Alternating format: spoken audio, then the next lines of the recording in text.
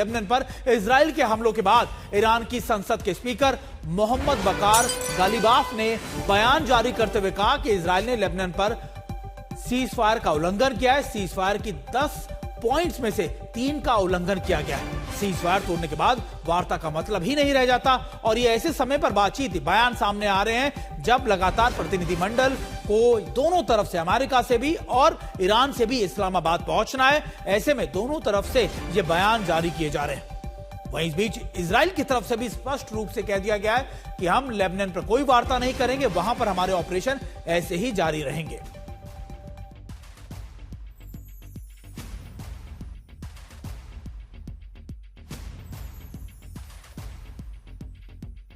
और हमारे साथ हमारे एक और सहयोगी अशरफ वानी हमारे साथ जुड़ गए। अशरफ वानी, लेबनान को लेकर आखिरकार इजराइल इतना ज्यादा अड़ा क्यों हुआ है? क्योंकि 2024 के बाद से ही लगातार नसरल्लाह के मारे जाने के बाद ही हिजबुल्लाह बहुत वीक हो गया था।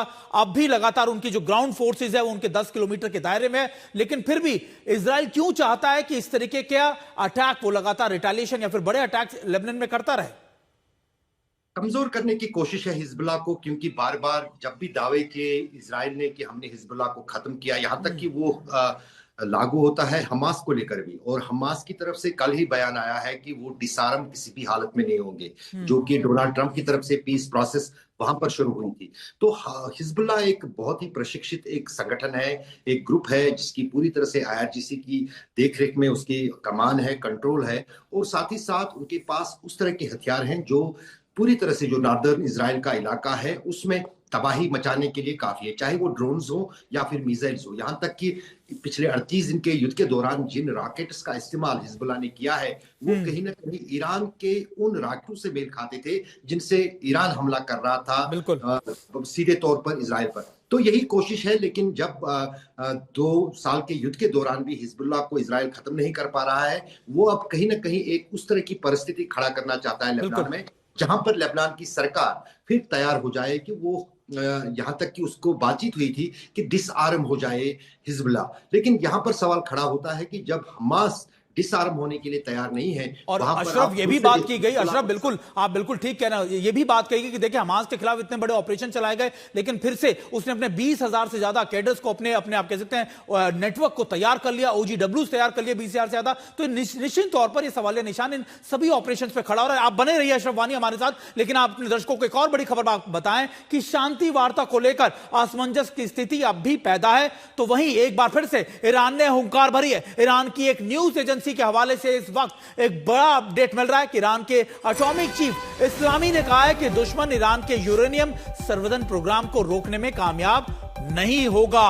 यानी अब भी जो बातें कही जा रही है कि न्यूक्लियर कैपेबिलिटीज ईरान कभी हासिल नहीं कर पाएगा, उनके यूरेनियम एनरिचमेंट को लेकर दावे किए जा रहे थे। इसी बीच उनके एटॉमिक प्रमुख का यह दावा है कि देखिए यूरेनियम संवर्धन प्रोग्राम को रोकने में कामयाब नहीं हो पाएंगे इजराइल और अमेरिका। हमारे साथ अशरफ वानी हमारे साथ एक बार फिर से जुड़ा। अशरफ वानी, देखिए ये तो तय है कि आप ईरान की पावर को अंडरमाइन नहीं कर सकते, आप उसके प्रॉक्सीज को अंडरमाइन नहीं कर सकते। शायद इसी वजह से 2.5 साल से ज्यादा ऑपरेशन चलाते हुए, एक्टिव ऑपरेशन चलाते हुए इजराइल को हो चुके हैं। ना तो वो हमास का खात्मा कर पाया, ना हिजबुल्लाह का खात्मा कर पाया। लेकिन आखिरकार जब ये डेडलॉक दोबारा से क्रिएट होता नजर आ रहा है, ऐसे में क्या बातचीत की कोई गुंजाइश आपको नजर आ रही है?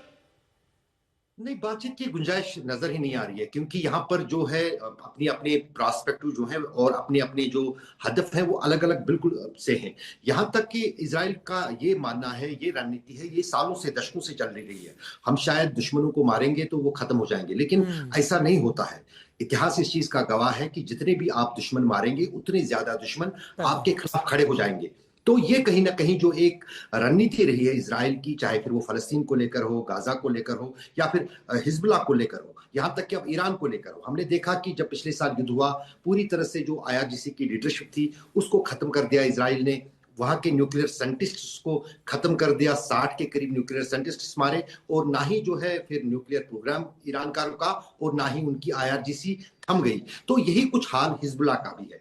अशरफ, मैं आपका दोबारा से रुख करूंगा, लेकिन इस बीच जो सबसे बड़ी खबर हम अपने दर्शकों को बता दें कि युद्ध विराम के ऐलान के 24 घंटे गुजर चुके हैं और लेबनान में इजराइल ने अब तक का सबसे बड़ा हमला किया है। लेबनान में हुई एयर स्ट्राइक में 250 से ज्यादा लोगों की मौत हो गई है और 100 से ज्यादा 1000 से ज्यादा लोग घायल बताए जा रहे हैं। महज 10 मिनट में करीब 100 से ज्यादा धमाके हुए। लेबनान पर हुए इस इजरायली हमले के खिलाफ यूरोप से लेकर एशिया तक देशों में नाराजगी है। ईरान ने तो सीज फायर की शर्तें तोड़ने का आरोप भी इजराइल पर लगाया है। इजराइल का कहना है कि इन हमलों में सिर्फ हिजबुल्लाह के खुफिया मुख्यालय और सेंट्रल कमांड को निशाना बनाया गया है।